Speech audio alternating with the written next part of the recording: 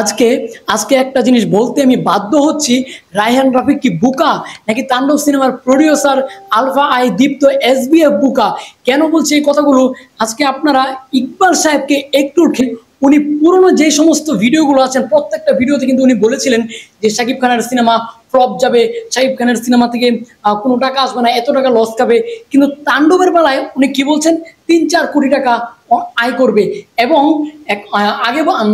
আগের ইন্টারভিউগুলোতে উনি বলেছিলেন একটি সিনেমা থেকে ১ কোটি টাকা আয় করতে হলে ১ বছর টানা সিনেমা হলে হাউসফুল থাকতে হবে। আর এখন নাকি ৩-৪ কোটি টাকায় তাণ্ডব সিনেমা আর্ন করবে। এর মানে কি, মানে ৩-৪ কোটি টাকা লাভ করে ফেলবে।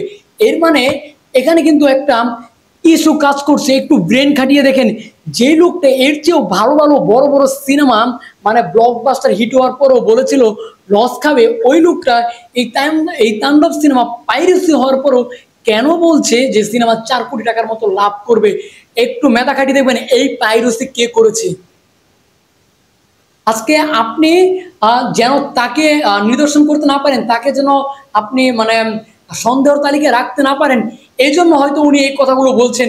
আপনি একটু খেয়াল করলে দেখবেন, আমি তাণ্ডব সিনেমা প্রডিউসারকে বলছি, এটাকে আপনারা কাইন্ডলি ইতিমধ্যে যত দ্রুত সম্ভব একদম পারফেক্টলি ভাবে 100% ভাবে ধরে মিডিয়ার সামনে এসে তাকে সরি বলাবেন এবং মাপ চাওয়াবেন, একই সাথে তাকে 6 মাসের জেল দিবেন, তার সাথে সিনেমার পুরো টাকা লগ্নিটা আপনারা ফেরত নেবেন।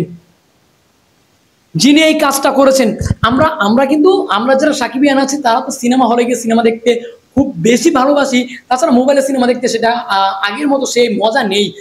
কেননা একটা সময় ছিল যখন ঘরে টিভি ছিল, সকলে বসে টিভিতে সিনেমা দেখতাম। এখন আর সেই সময়টা নেই। এখন বিনোদনের জগৎ, বিনোদনের মাধ্যম একটাই, সেটা হলো সিনেমা হল।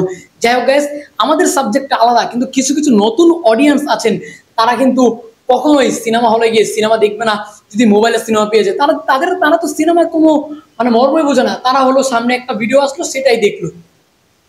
আজকে সেই দর্শকগুলোকেও কিন্তু শাকিব খান আস্তে আস্তে অ্যাটাচ করতেছিল, কিন্তু সেই দর্শকটি কিন্তু যাই হোক, আমি তাণ্ডব সিনেমার প্রডিউসারকে বলছি, একটু ভালো করে নজর দিন। মিডিয়ার লোক যদি শত্রু থাকে তাহলে কোনোদিনও মিডিয়ার সামনে আগে না। তো পুরো 18 কোটি মানুষের ভিতরে একটা লোকই আছে যিনি কিনা 100% সিনেমার শত্রু, তিনি শুধুমাত্র এই ইকবাল সাহেব। আমি নাম ধরে বললাম এই ইকবাল সাহেব 100% মিডিয়ার শত্রু।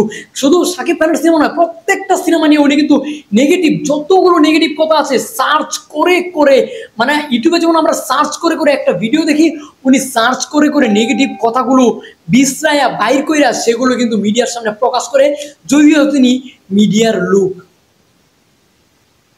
যাই হোক গাইস, আমার কাছে ব্যাপারটা এত বেশি আমি রাগান্তক, আমি আপনাদের বোঝাতে পারবো না। আমি তাণ্ডব সিনেমার প্রডিউসারের প্রতি আরো বেশি রাগান্তক হয়ে যাবো যদি এই পাইরেসিকে না আটকান এবং এই পাইরেসি কে করেছে তাকে ধরে যদি মিডিয়ার সামনে প্রকাশ না করেন। আমার এই ভিডিওর সাথে, আমার এই কথার সাথে যারা যারা একমত আছেন অবশ্যই কমেন্ট করে কমেন্ট বক্সে জানাবেন। পরবর্তী ভিডিও নিয়ে আসার আগ পর্যন্ত আমার চ্যানেলের সঙ্গেই থাকুন। নতুন যারা আছেন চ্যানেলটাকে সাবস্ক্রাইব করে লাইক দিয়ে আমার পাশেই থাকুন। আল্লাহ হাফেজ।